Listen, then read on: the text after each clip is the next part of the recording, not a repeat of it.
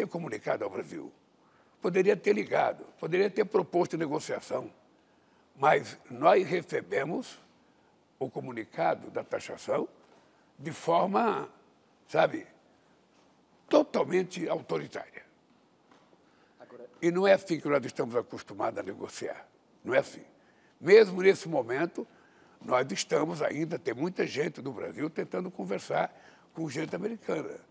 Nós acreditamos que um país que tem 201 anos de relação diplomática muito civilizada não vai jogar isso fora por causa, muitas vezes, de uma atitude destemperada de um presidente da República. É assim que eu quero fazer esse país crescer. Eu não vou ficar dependendo de um país. Não liguei porque ele não quer telefonema. Veja, eu não vou entrar numa análise do por que o Trump falou aquilo. Ele tinha falado um dia anterior, numa entrevista à imprensa brasileira, perguntaram, você vai conversar com o Lula? Agora não. Ou seja, nós estamos com os melhores negociadores tentando negar com os negociadores deles. Então, veja, eu não tenho por que ligar para o presidente Trump, porque nas cartas que ele mandou e nas decisões, ele não fala em nenhum momento em negociação. O que ele faz é novas ameaças. Dos que pagam, os 8 principais pagam 0. Na outra carta, que ele anuncia, sabe, os 50%, sabe, ele diz textualmente, é porque o governo, quem está governando o Brasil, está cometendo erros. Ora, ele que cuida dos Estados Unidos, do Brasil cuidamos nós. Só tem um dono esse país. E só um dono manda no presidente da República, é o povo. É o povo que elegeu, é o povo que pode tirar. Então, essas atitudes antipolíticas, anticivilizatórias, é que coloca problema numa relação que não existia. E a taxação não ajuda. A taxação vai encarecer os produtos para os Estados Unidos e vai encarecer os produtos para o Brasil. Mas agora, não é uma intromissão pequena, é o presidente da República dos Estados Unidos achando que pode ditar regras, sabe, a um país soberano como o Brasil. E não é admissível que nem os Estados Unidos e nenhum país, grande ou pequeno, resolva dar um pitaco na nossa soberania. E só para você ter ideia, dos 74 produtos, ora, o que nós não estamos encontrando é interlocução. É interlocução. Sabe, na hora que eles quiserem conversar, nós vamos conversar. Ora, eu vou repetir o que eu disse agora há pouco.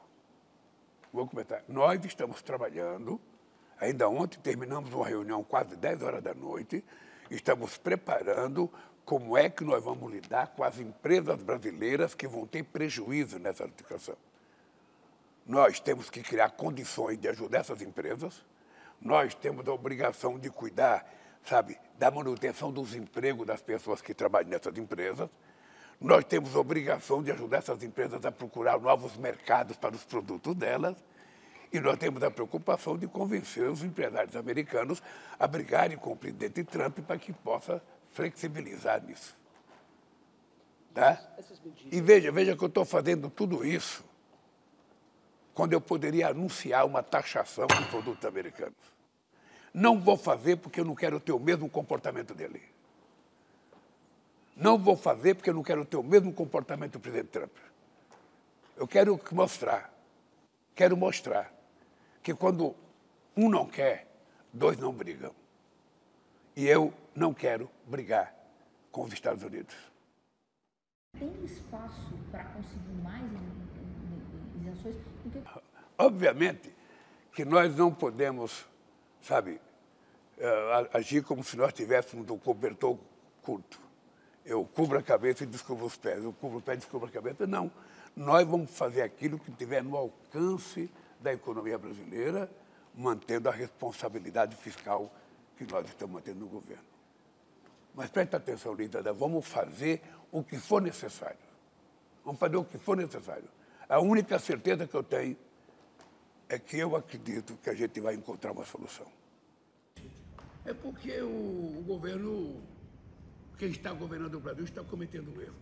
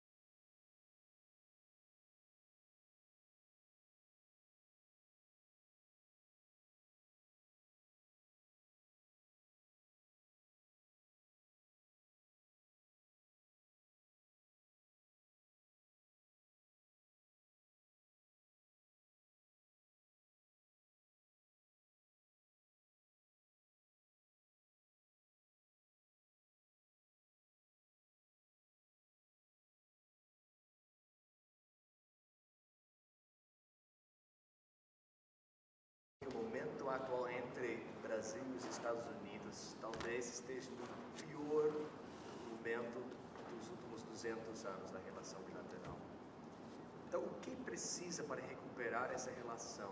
Ainda tem condições para negociar uma saída para essa crise?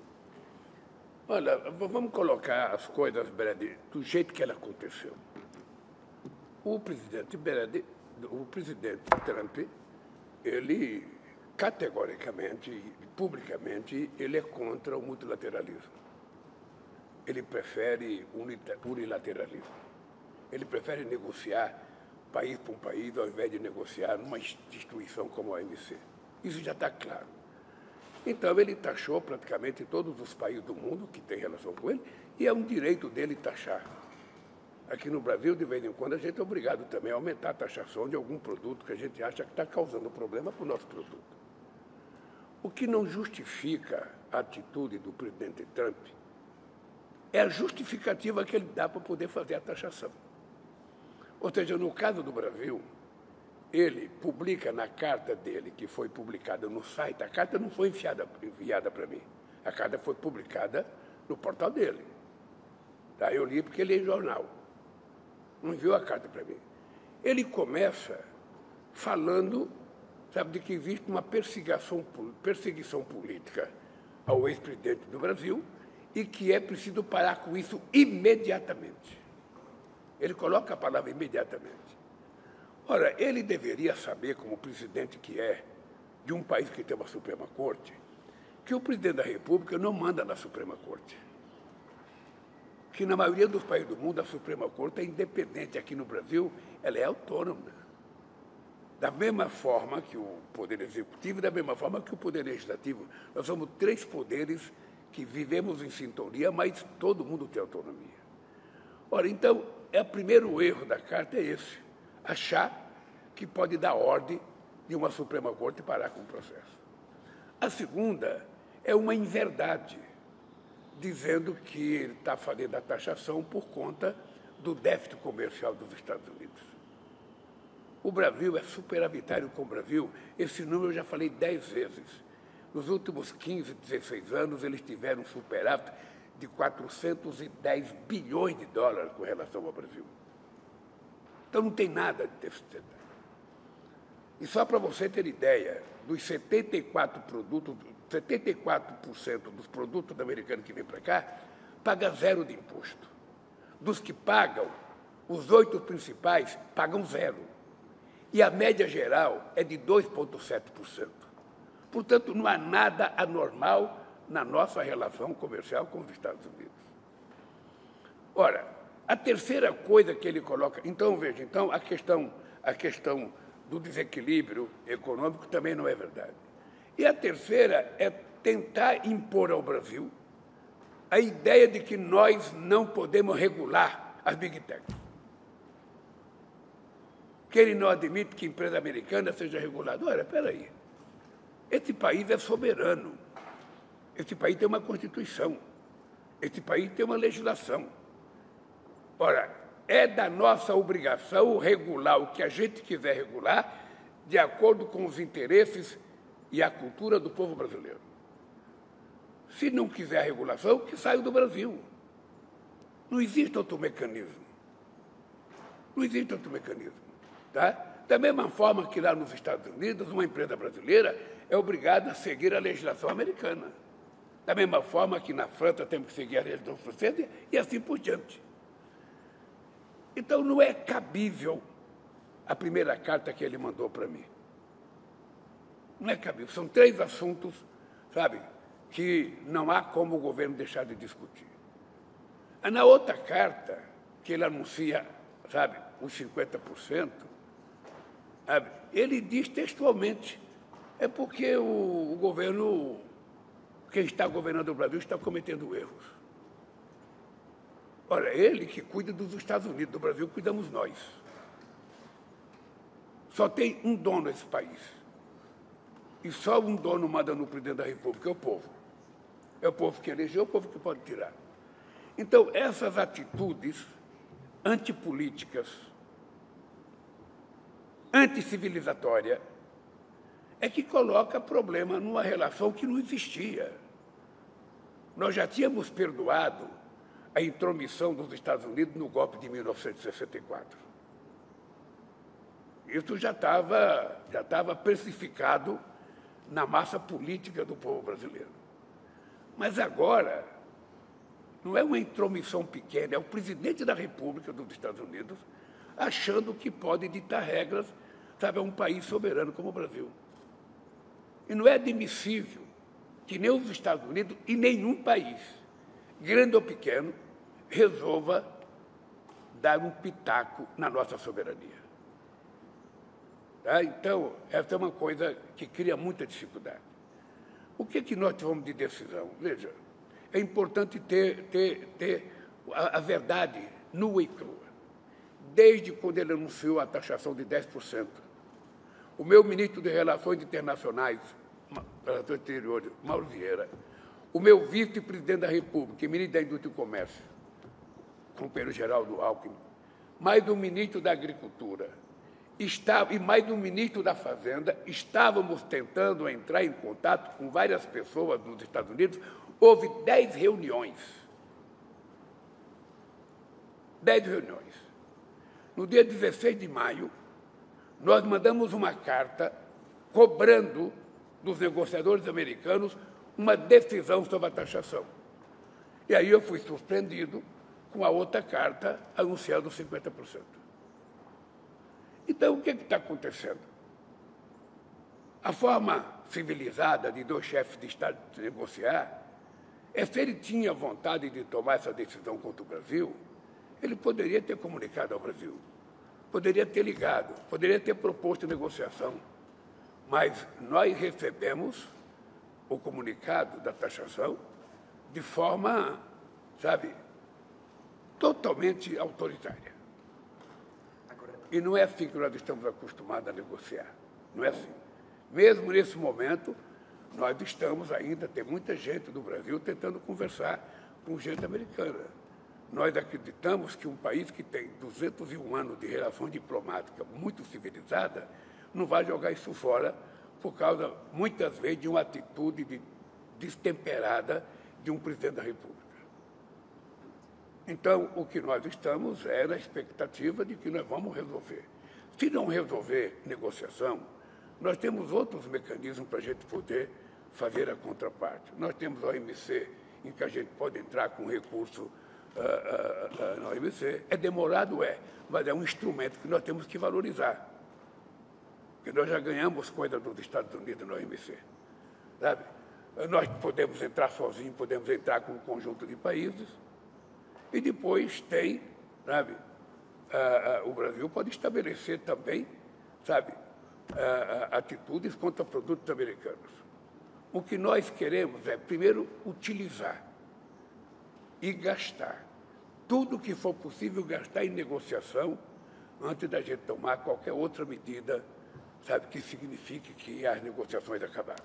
Agora, o presidente Trump disse que o senhor pode ligar para ele quando quiser. Então, por que não ligou? Não liguei porque ele não quer telefonema. Veja, eu não vou entrar numa análise do por que o Trump falou aquilo. Ele tinha falado no dia anterior, numa entrevista à imprensa brasileira, perguntaram, você vai conversar com o Lula? Agora não. Ou seja, nós estamos com os melhores negociadores tentando negar com os negociadores deles. Então, veja, eu não tenho por que ligar para o presidente Trump, porque nas cartas que ele mandou e nas decisões, ele não fala em nenhum momento em negociação. O que ele faz é novas ameaças. O que ele faz é novas ameaças. Se nós taxarmos os produtos deles, que ele vai aumentar a taxação. É isso que ele fala. Teria risco de um telefonema, dadas as circunstâncias, a prisão domiciliar? Deixa eu lhe falar uma coisa. Um presidente da República não pode ficar se humilhando para o outro. Eu respeito todo mundo. Eu exijo respeito comigo. Eu adoro respeitar as pessoas e adoro ser respeitado.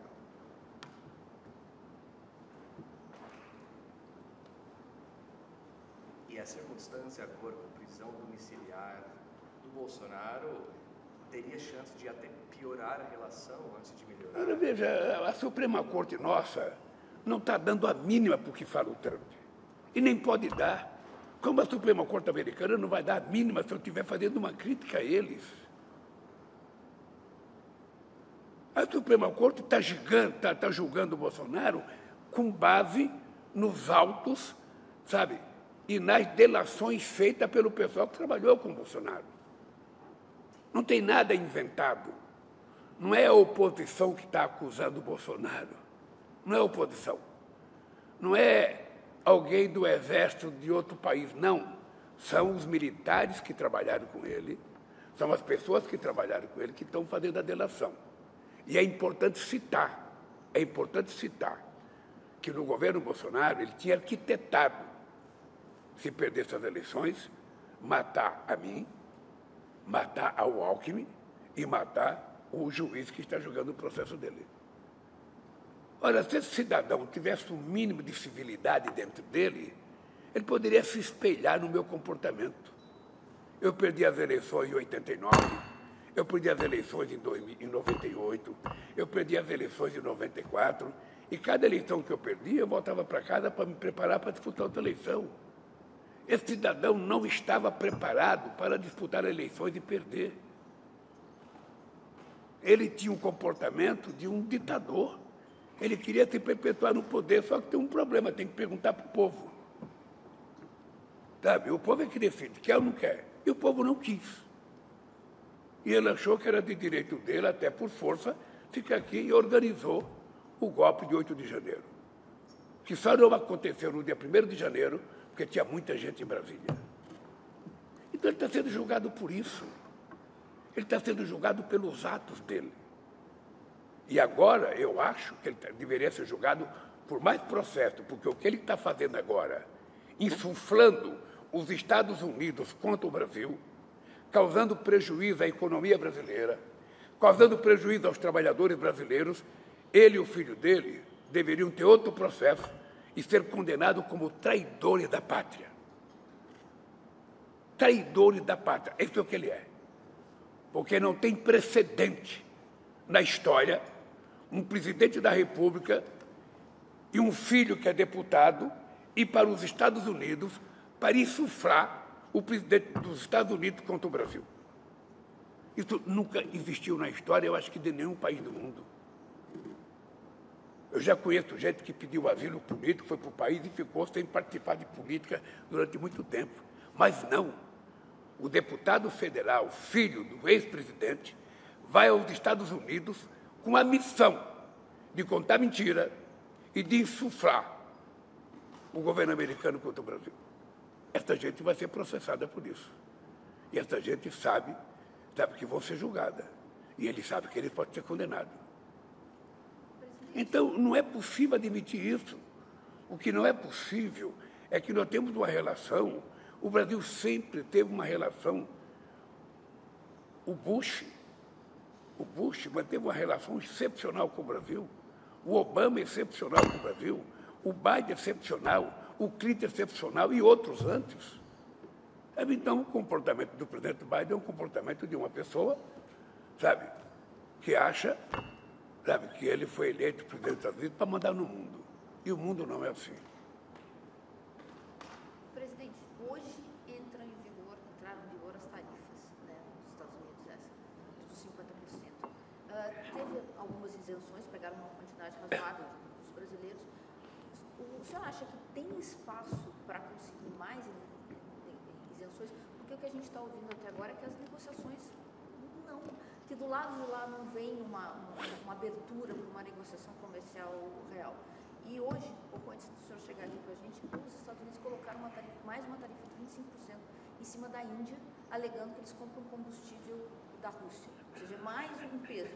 E a gente compra muito fertilizante da Rússia, né? O Brasil é quase dependente disso. O senhor acha que, em vez de melhorar, pode piorar ainda? Lisandra, deixa eu lhe dizer uma coisa para os leitores e os telespectadores de vocês compreenderem. O meu vice-presidente que está negociando é um homem que foi governador do estado de São Paulo durante 16 anos. É um homem que não tem nada de esquerda. É um cidadão brasileiro altamente preparado que está negociando, porque ele é ministro da Indústria e Comércio do Brasil. O Haddad está tentando negociar.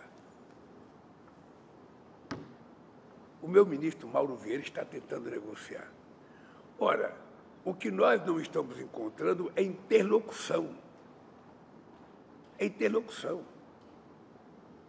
Na hora que eles quiserem conversar, nós vamos conversar. Ora, eu vou repetir o que eu disse agora há pouco. Vou comentar. Nós estamos trabalhando, ainda ontem terminamos uma reunião quase 10 horas da noite, estamos preparando como é que nós vamos lidar com as empresas brasileiras que vão ter prejuízo nessa situação. Nós temos que criar condições de ajudar essas empresas, nós temos a obrigação de cuidar, da manutenção dos empregos das pessoas que trabalham nessas empresas, nós temos a obrigação de ajudar essas empresas a procurar novos mercados para os produtos delas, e nós temos a preocupação de convencer os empresários americanos a brigarem com o presidente Trump para que possa flexibilizar nisso. E veja que eu estou fazendo tudo isso quando eu poderia anunciar uma taxação de produtos americanos. Não vou fazer porque eu não quero ter o mesmo comportamento dele. Não vou fazer porque eu não quero ter o mesmo comportamento do presidente Trump. Eu quero mostrar que quando um não quer, dois não brigam. E eu não quero brigar com os Estados Unidos. Primeiro, porque a relação é muito civilizada. Segundo, que eu tenho muita relação com o povo americano. Terceiro, que eu tenho muita relação com o movimento sindical americano. Uma relação histórica. Muito antes do Trump fazer política. E eu quero manter essa relação. E também não quero causar prejuízo aos trabalhadores americanos. É esse sinal que eu quero dar. é que eu vou fazer o que tiver que fazer para ajudar as empresas que forem prejudicadas, para ajudar os trabalhadores que forem prejudicados, antes de tomar qualquer atitude drástica que possa piorar as coisas. E quais são as É isso. Não, essas medidas, sabe, se eu falar antes não será o mais drástico, ou seja, eu tenho que pensar. Mas em relação, por exemplo, a emprego, né, é uma grande preocupação do governo. As empresas que receberem essas medidas vão ter, por exemplo, garantir o emprego, garantir Veja, eu não posso dizer para vocês, na base do eu acho, eu penso, não. Eu estou fazendo reunião todo santo dia. E eu quero, quando anunciar as medidas, serem medidas que não tenham volta, ser uma coisa, sabe, forte, que as pessoas tenham certeza. A única coisa que eu posso dizer para os empresários brasileiros é que nós estamos juntos, fazendo o que tiver alcance na possibilidade do governo para garantir a continuidade da comercialização dessas empresas com os Estados Unidos, garantir a continuidade de que eles não terão os prejuízos, sabe, que pode ter, e garantir que os trabalhadores não ficarão, sabe, abandonados. É isso que eu posso dizer, alto e bom som. E essas medidas podem ficar fora da meta fiscal, presidente? As medidas podem ficar fora da meta fiscal, porque vai ter um custo para o governo. Veja, como você é um jornalista muito esperto, eu vou ter que estar perguntando o que eu não posso falar. Veja, obviamente que nós não podemos, sabe, agir como se nós tivéssemos um cobertor curto.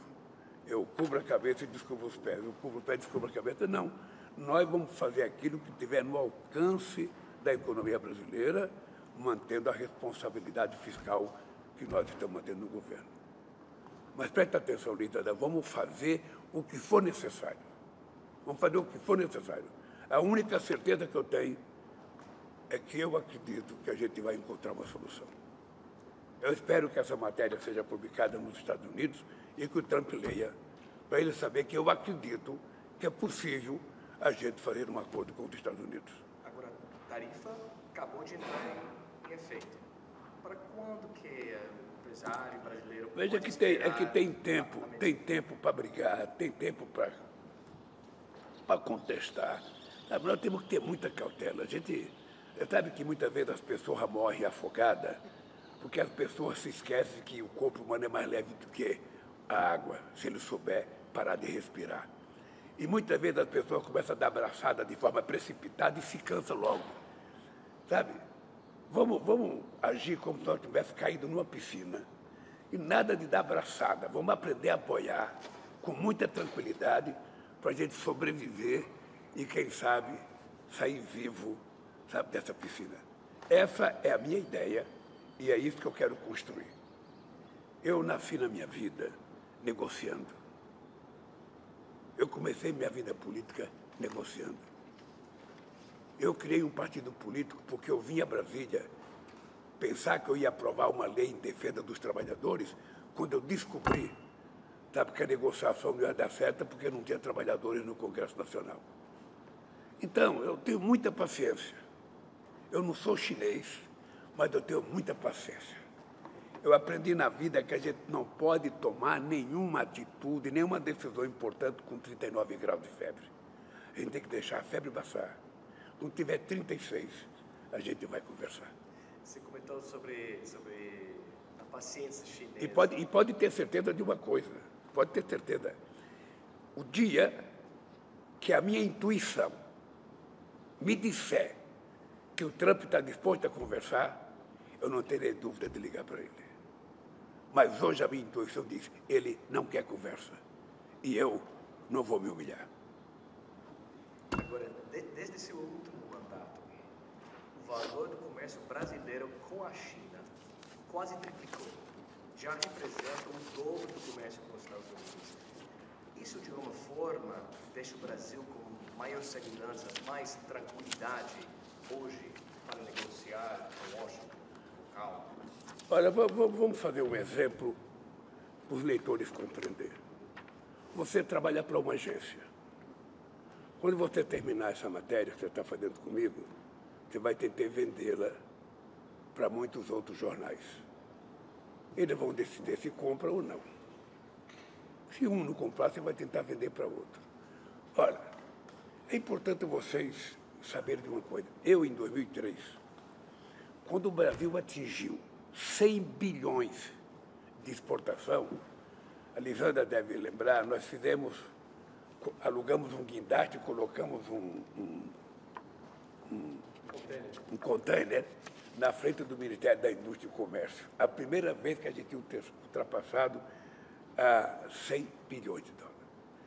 O Brasil cresceu, e você sabe que eu viajei muito mundo, e eu vou continuar viajando para abrir novos espaços para o Brasil.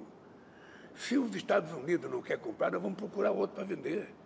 Se, sabe, a China não quiser comprar, nós vamos procurar outro para vender. Se, sabe, qualquer país que não quiser comprar, a gente não vai ficar chorando que não quer comprar, nós vamos procurar outros. Tá? O que acontece é que o nosso comércio cresceu muito. Só para você ter ideia, em apenas 2 anos e meio, nós abrimos 398 novos mercados para o Brasil. Eu vou repetir. Em apenas 2 anos e meio, nós abrimos 398 novos mercados para o Brasil.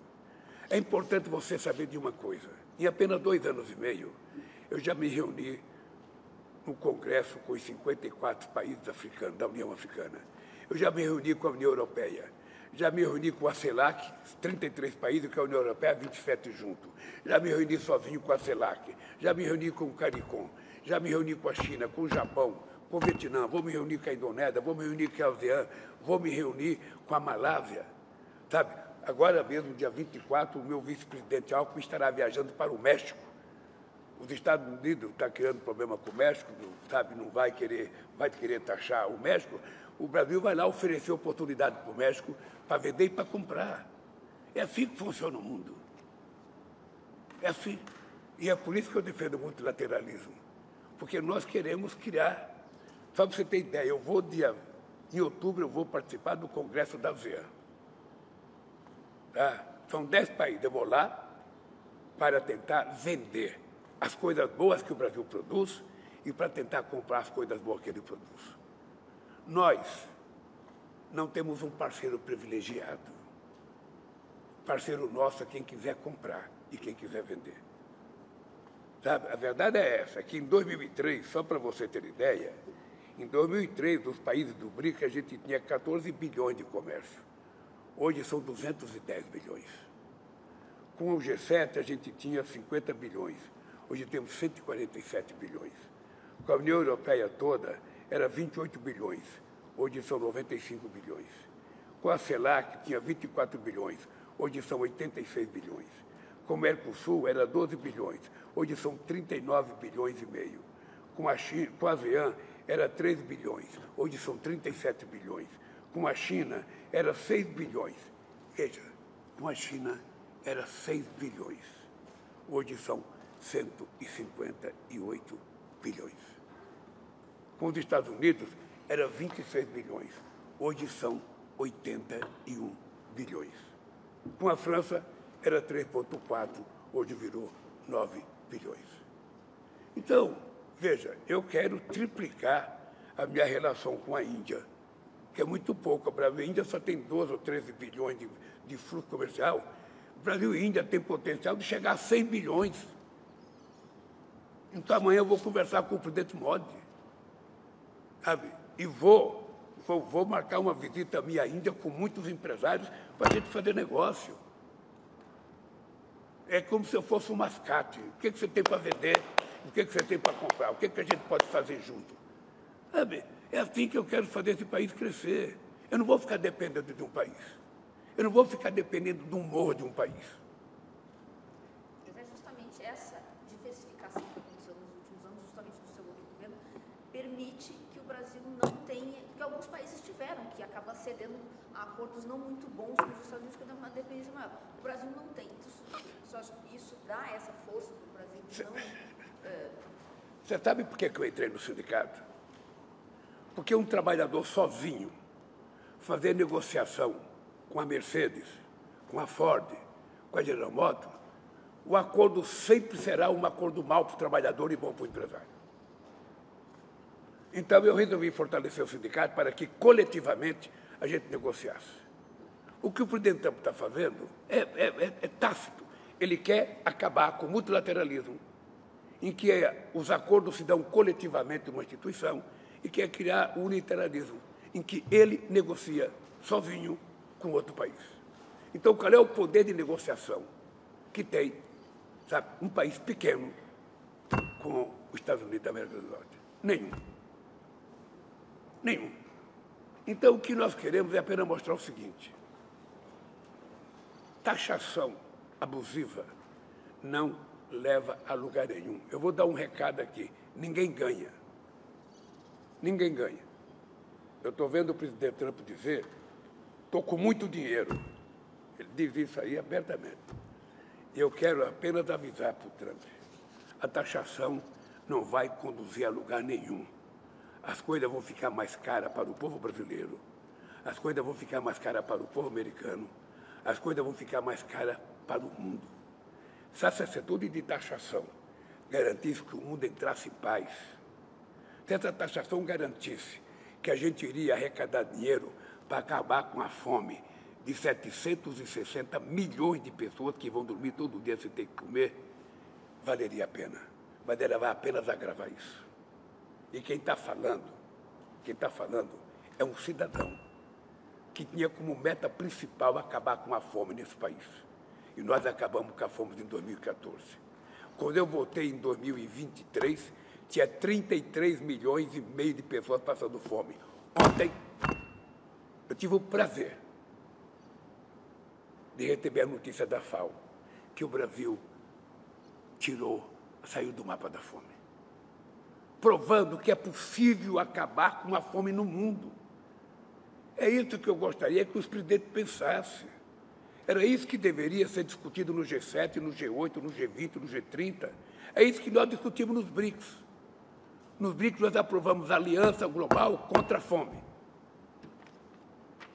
Porque a fome hoje ela existe não é por falta de produção de alimento, é por falta de dinheiro para comprar.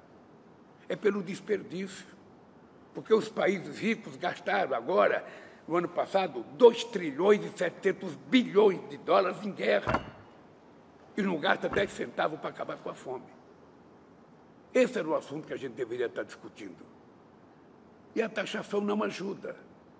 A taxação vai encarecer os produtos para os Estados Unidos e vai encarecer os produtos para o Brasil. E caso essas negociações com Washington não avancem, o Brasil poderia, para mandar essa mensagem mais forte, aplicar medidas de retaliação, como, por exemplo, deixar de pagar royalties sobre patentes farmacêuticas, copyright de mídia? Você só pergunta coisa que eu não posso falar. Veja, eu estou lhe dizendo que nós estamos discutindo o que fazer. Estou discutindo. Sem nenhuma pressa. Você vê que eu estou com a cara boa. Não estou, que não tem nada. Eu estou com a cara muito boa, muito tranquilo. Sabe, que nós vamos tomar a atitude que tiver que tomar. A primeira delas é fazer o que nós estamos fazendo. Gastar. Gastar. Todo o suor que nós tivermos no corpo para tentar fazer um acordo. Se não tiver, nós vamos pensar em outras medidas. Aí, quando tiver as medidas, nós anunciamos. Prometo que o Laércio ligará para você, onde você estiver, para comunicar as medidas. Aguarda a ligação. Mas já comentou, por exemplo, o plano de regular, de alguma forma, os Big Techs. Outra medida que teria um impacto relevante para empresas americanas seria taxar essas grandes empresas. É uma possibilidade que o governo tenha estudado. Será que isso é outra Deixa eu falar uma coisa. O presidente Trump, ele sabe que as empresas brasileiras que estão nos Estados Unidos pagam o mesmo que pagam as empresas americanas. É só isso que nós queremos aqui no Brasil. A regulagem para as empresas americanas será torná-las iguais às empresas brasileiras. É simples. Simples e compreensível. E é o que todo país do mundo deve fazer. Sabe? A gente vai fazer o que tiver que fazer. Por exemplo, nós temos o Pix, que é a moeda virtual, a moeda digital mais impressionante do mundo. Tá? Eu acho que o presidente Trump deveria experimentar o Pix. Acho. Sabe? Ficar acreditando que o Pix vai acabar com o cartão de crédito É uma teoria, porque ainda não entrou em vigor e a gente vai tomar medida para valorizar o PIX. Então, eu nem gostaria que a gente fizesse o que a gente vai ter que fazer o PIX antes do presidente Trump experimentar o PIX. Poderia fazer um acordo entre os dois presidentes do Banco Central, fazer alguma coisa do PIX para o presidente Trump saber como é fácil fazer acordo através do PIX, como é fácil pagar a dívida, como fica fácil a relação comercial. Então... O que explica o antagonismo? Hein? Por que, então, você entende o antagonismo, a preocupação dos Estados Unidos com Ora, o PIX? porque deixa eu lhe falar uma coisa. É uma cultura americana sempre tentar arrumar o inimigo para justificar as coisas que tem que fazer. Eu não ajo assim. Eu não ajo assim. Sabe, a coisa mais forte na minha cabeça é que os Estados Unidos perdeu a guerra no Vietnã e quem assiste o Rambo acha que ele ganhou a guerra. Tá? Então, quando aparece filme na América Latina, todos os latino-americanos são bandidos, são traficantes de droga. Não é isso? A imagem, todo do filme é mostrando que a droga está aqui na América Latina. Todo cara feio, bruto, sabe, é o russo. Todo terrorista é o árabe. Ou seja, então cria, sabe, as imagens das pessoas que, no caso do Brasil, não vai colar. Todo mundo sabe que nós somos um país do bem. Todo mundo sabe a importância de eu voltar a presidir esse país. Todo mundo sabe. Só o Trump que não me conhecia e me parece que não tem vontade de me conhecer. Sabe? Mas eu acho que, como nós somos presidente de outro país importante, em algum momento, eu fui no G7 agora no Canadá pensando em encontrar com ele, mas ele já não estava quando eu cheguei. Sabe? Nós vamos ter a ONU, a gente vai poder se encontrar na ONU. Sabe? Nem sempre o presidente chega no horário, mas eu falo primeiro que ele. Sabe? Então, Brad, para mim, a relação política é uma coisa muito séria. Eu trato todo mundo com muita seriedade. Ninguém vem a dizer que eu sou esquerda, ninguém vem a dizer que eu sou socialista, ninguém vem a dizer que eu sou de direita. Eu sou um torneiro mecânico, que trabalhei 27 anos dentro de uma fábrica, que aprendi a ter consciência política de que a solução do povo está na política. Ou ele participa, ou os que gostam participam, e o povo vive sufocado. Então, eu sou um cidadão do bem. Eu gosto de gente. Eu não tenho nada contra o Trump. Nada, ele é o que é. Sabe, ele é presidente dos Estados Unidos porque o povo votou nele. Eu respeito, sabe? Da mesma forma que eu quero ser respeitado porque ganhei aqui. E respeitar todo mundo que se elegeu, não tem problema nenhum. A minha relação com o chefe de Estado não é ideológica. Chefe de Estado com chefe de Estado se reúne em busca de benefício para os seus estados. Eu não quero saber se um presidente é de direita, de esquerda, da extrema-direita, não. Eu quero saber que ele é presidente. E é assim que eu trato os governadores brasileiros e os prefeitos. Quando o governo federal tem que dar dinheiro, eu não quero saber se o prefeito é do PT ou contra o PT. Ele representa o povo daquela cidade. Se o povo tiver necessidade, vai ter o dinheiro. É assim que eu acho que devem ser as negociações. E é assim que eu faço com todo mundo. Assim que eu faço com a China. Assim que eu faço com os Estados Unidos. Assim que eu fiz com Biden. Assim que eu fiz com Obama. Assim que eu fiz com Bush. Assim que eu faço com o primeiro-ministro Modi. Assim que eu faço com a África do Sul. Sabe, é assim, é fazer política. Fazer política da forma, sabe, política com P maiúsculo, da forma civilizada, sem preconceito, sem ódio e sem tentar prejudicar ninguém. Por isso é que eu trato a questão comercial, ela tem que ser uma estrada de uma mão de duas vias. Ou seja, você compra e você vende. Você taxa, o outro taxa. Você tira a taxa, o outro tira a taxa. Que é a melhor coisa, é se colocar de acordo. Nós temos empresários americanos e empresários brasileiros. Eu criei um grupo de empresários americanos e brasileiros. O meu grupo era liderado pelo José, que era presidente da Fiesp, que se reuniu 2 vezes. Eu, quando era presidente, eu participei de uma reunião no Washington, participei de uma reunião aqui no Brasil. Sabe, então, é esse mundo tranquilo, esse mundo de paz e de harmonia que eu quero construir. Entre essas grandes discussões, o Brasil vai liderar uma negociação global sobre mudança climática, COP30. Já sabemos que, como país sede, o Brasil está preparando uma proposta inovadora para financiar a proteção das florestas tropicais, o chamado TFFF. Então, quais são os países que já se comprometeram com contribuição? E o senhor está contando com a contribuição da China? Olha, eu disse que essa COP é tão importante porque não será mais uma COP. Não é por acaso que nós marcamos a COP na Amazônia. Eu lembro que nos anos 80, quando o Brasil estava muito endividado, eu viajava o mundo para conversar com os sindicalistas e com os partidos de esquerda no mundo, e as pessoas todos falavam da Amazônia. Todos. A coisa que eu mais ouvia era assim: a Amazônia é o pulmão do mundo, a Amazônia é o pulmão do mundo, a Amazônia... E eu dizia, e a nossa dívida externa é a pneumonia. Então, nos dê dinheiro para cuidar dessa pneumonia, que a Amazônia vai ficar tranquila e saudável. Tá? Eu trouxe a COP para a Amazônia para o mundo conhecer a Amazônia. E é por isso que nós estamos apresentando essa proposta do TFFF, sabe? Não, é melhor fazer a sigla para não escrever, porque não vai caber na folha de papel. O que é isso? Nós queremos criar um fundo Floresta para Sempre, para que os países, sabe, que ainda têm floresta em pé, que são 8 na América do Sul, mais a Indonésia e mais o Congo, e talvez outros países, sabe, vejam que é benéfico lucrativamente para eles e para o povo que vive embaixo da copa das árvores, a manutenção da floresta em pé. Por que nós estamos propondo esse fundo? Porque embaixo de cada copa de árvore mora um indígena, mora um pescador, mora um extrativista, mora um pequeno trabalhador rural que precisa sobreviver. Por isso que o mundo rico tem que criar esse fundo. E veja, em Copenhague, em 2009, eu era presidente do Brasil, eu fui participar da COP15. Lá se aprovou que os países ricos iriam garantir 100 bilhões de dólares por ano para manter a floresta em pé. Até hoje, esse dinheiro não apareceu. O protocolo de Kyoto, ninguém cumpriu. E o Acordo de Paris também parece que tem muita gente que não quer cumprir. O próprio Estados Unidos já saiu fora.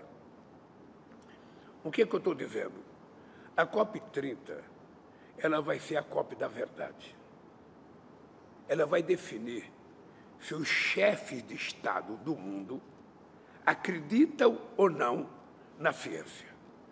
Se eles acreditam ou não que o mundo está com problema climático. Porque se eles não acreditar, eles serão responsáveis pela destruição do planeta Terra. Porque se a gente continuar assim, o planeta pode até não acabar, mas a humanidade vai padecer de males irreparáveis. Então, se a gente acreditar, sabe, que o gás efeito estufa está causando problema à humanidade, que o planeta não pode aquecer mais de 1,5 graus, a gente vai arrumar dinheiro para fazer isso. Se a gente não acreditar, sabe, o Brasil já apresentou sua NDC. O Brasil apresentou de 57 a 69 até 2035. E nós estamos exigindo que todo mundo, antes da COP, apresente a sua NDC. Nós queremos saber qual é o grau de compromisso de cada Estado com a questão do clima. Então, é isso que nós vamos fazer, Brasil, com muita seriedade, com muita seriedade. Sabe, nós estamos fazendo a COP do chefe de Estado antecipada 2 dias, sabe, do restante da sociedade civil, para que a gente tenha tempo de discutir com muita clareza. E eu disse ontem num discurso meu, eu vou, pessoalmente, tentar telefonar para o Trump, espero que ele me receba, para convidá-lo para participar da COP. Ele não pode ficar fora. O país mais industrializado, que há muito tempo polui o planeta Terra, não pode ficar fora. Ele tem que vir, até para justificar as atitudes dele. Assim eu quero que venha o Xi Jinping, assim eu quero que venha o Modi, assim eu quero que venha a Cláudia do México, assim eu quero que venha a Indonésia. É a hora da gente dizer ao mundo o que é que nós queremos do mundo.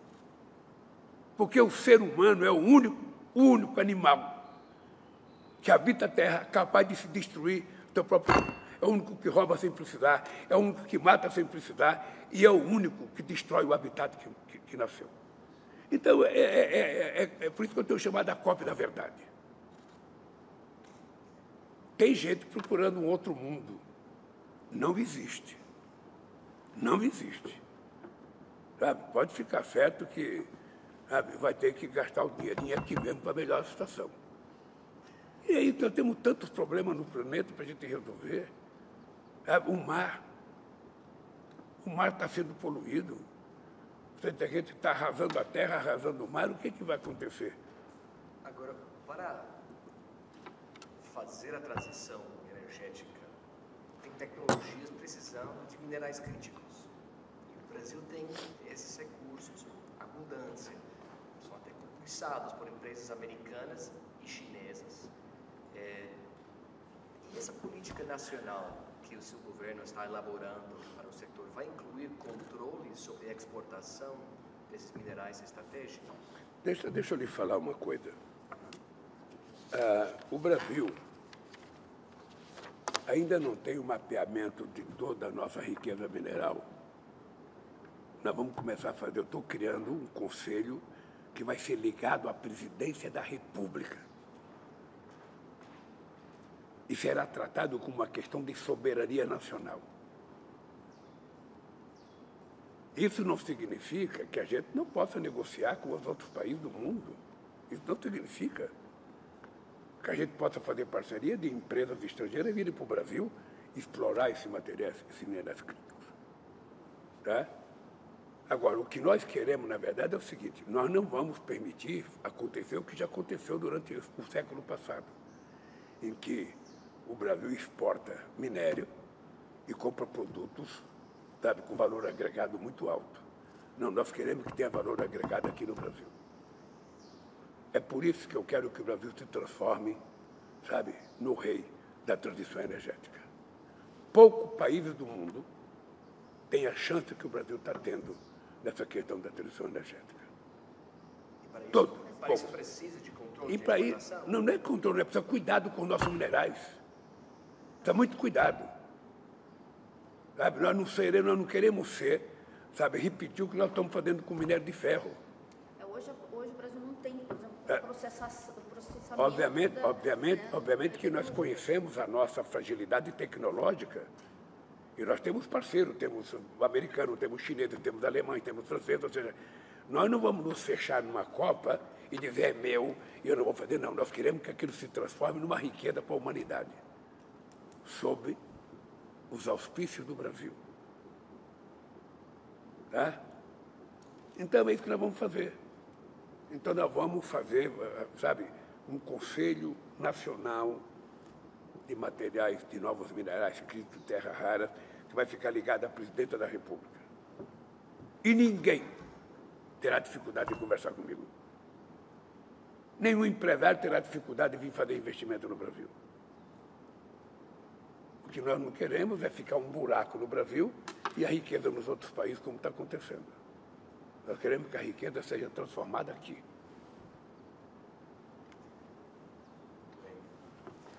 Terminou? Poxa, aí, faça mais duas perguntas. Se eu quiser, a gente acha mais. Né? Agora que eu estou esquentando aqui para dar entrevista. Presidente, hoje o governo chinês colocou algumas declarações nas redes sociais defendendo o Brasil frente à questão das tarifas e tal. Tem alguma articulação, pode ter alguma articulação com o BRICS em relação a essa questão das tarifas? Aumentou agora para a Índia, para além das declarações? Ainda não tem, mas vai ter. Minha mãe, quando a gente era pequeno e ela não tinha comida para fazer para a gente, eram 8 irmãos, eu nunca vi minha mãe ficar nervosa. Ela falava assim: hoje não tem, mas amanhã vai ter. Então, deixa eu dizer, não há nenhuma articulação contra os BRICS, mas vai ter. Amanhã eu vou ligar para o presidente Modi, depois eu vou ligar para o presidente Xi Jinping, depois eu vou ligar para outros presidentes. e vou tentar fazer uma discussão com eles sobre como é que cada um está vendo a sua situação, qual é a implicação que tem em cada país, para a gente poder tomar uma decisão. É importante lembrar, gente, dos BRICS tem 10 países no G20. No último G7 tinha 4 dos BRICS convidados. Nós somos quase uma coisa só. Então, o que nós precisamos é discutir o seguinte, sabe, por que essa atitude antimultilateralismo do presidente Trump? Por quê? O que ele almeja com isso? O que isso pode resultar? Não seria melhor isso ter sido discutido numa reunião do G20? Não seria melhor ele ter colocado uma discussão no G7? Por que essa atitude unipessoal? Sabe? Então, eu acho que eu sou presidente do BRICS até dezembro e vou conversar com todas as pessoas, é da minha responsabilidade. Vou conversar com a União Europeia. Já conversei com a Cláudia, presidenta do México, por isso que eu estou mandando álcool lá com os empresários. Vou concluir o acordo até o final do ano com a União Europeia. Sabe, é um bloco muito forte, são 22 trilhões de dólares que envolve esse bloco, Mercosul, União Europeia, e envolve 722 milhões de habitantes. Sabe, vamos fechar o acordo. E com outros países da América do Norte, com o Canadá... Com outro caso, pode ficar certo que, sabe, eu vou conversar com todo mundo. Primeiro porque eu gosto de conversar. Se o Trump soubesse que eu gosto de conversar, ele já tinha conversado comigo. Sabe? Ele às vezes passa a ideia que ele é amigo do Bolsonaro. Quando o Bolsonaro era presidente, ele só recebeu o Bolsonaro 15 segundos. Então, eu acho que não é muito amigo, não, porque 15 segundos não dá nem para falar um bom dia completo. Eu, por exemplo, 15 segundos não dá nem para dar um abraço que eu dou nas pessoas. De onde surgiu essa simpatia agora? Hein? Por que você acha, de repente, se identificou tanto com o caso Bolsonaro? Não sei. Veja, é importante lembrar, o filho do Bolsonaro era deputado federal, ele saiu de deputado federal para ir para os Estados Unidos, falar mal do Brasil e fazer a cabeça do Trump. Não sei se é ele ou alguém ligado a ele, mas obviamente que ele foi para lá. E ele está pedindo todo dia nas redes sociais. Ele está pedindo para o Trump aumentar a taxação mais. Sabe? O que é um crime muito grave contra o Brasil. Um crime muito grave contra o Brasil. O Brasil tinha um comunista histórico, que vocês conhecem, Luiz Carlos Prestes, que teve um momento que fizeram uma pergunta para ele, se a Rússia estivesse em guerra com o Brasil, sabe, de que lado ele ficaria? Ele só ficaria do lado da Rússia. Esse companheiro foi defenestrado o resto da vida, isso marcou a vida dele. Sabe? Então, o que acontece? Nós não queremos brigar com os Estados Unidos. Não temos interesse de brigar com os Estados Unidos. Não tem interesse de brigar com o Uruguai, com o Paraguai, com a Venezuela. Eu quero falar em igualdade de condições com todo mundo, com muito respeito. Sabe, você tratar com respeito o menorzinho e tratar com respeito o grandão. E para isso você tem que ser respeitado. O que o Trump fez com o Zelensky foi uma humilhação, que não é normal. O que o Trump fez com a Ramaphosa também foi uma humilhação. Colocar informações que não eram nem da África do Sul. Você não trata um outro chefe de Estado assim. Você tem que sentar em igualdade de condições, de conversar de forma respeitosa. Eu converso com muita gente que eu não gosto. Eu converso com muita gente, mas eu converso com respeito. Porque os interesses do meu país estão acima da minha vontade pessoal. E como eu sou um homem da paz, eu nunca briguei na minha vida. O Brasil, sabe, a última guerra do Brasil foi do Paraguai. A gente não quer guerra, a gente quer paz. Por isso o Brasil é um país que tem na sua Constituição aprovado, sabe, que a gente será sempre contra armas nucleares. Não é o Lula, é a Constituição brasileira que garante isso, e eu era constituinte. Então, é só o Trump olhar a biografia do Brasil, da relação, olhar a minha biografia, que ele está jogando fora uma chance de conversar com o presidente mais democrático que a América Latina tem. O senhor acha que tem condições de vocês conversarem lá na ONU? Nessa... Não, a gente nunca sabe, porque nem sempre a gente se encontra. Nem sempre a gente se encontra. Nem sempre. Mas você me conhece, eu sou muito aberto à conversa. E eu não sei conversar sem abraçar as pessoas. Não sei conversar. Bom, a gente gostaria de conversar. Não sei conversar sem passar. Não sei conversar sem passar a mão na cabeça. Sabe? Então, é o seguinte, o Brasil vai cuidar dos seus problemas com muito carinho. E o Brasil quer fazer acordo com carinho com todos os países. Estamos prontos. A única coisa que nós não aceitamos é a arrogância desnecessária contra um país de paz como o Brasil.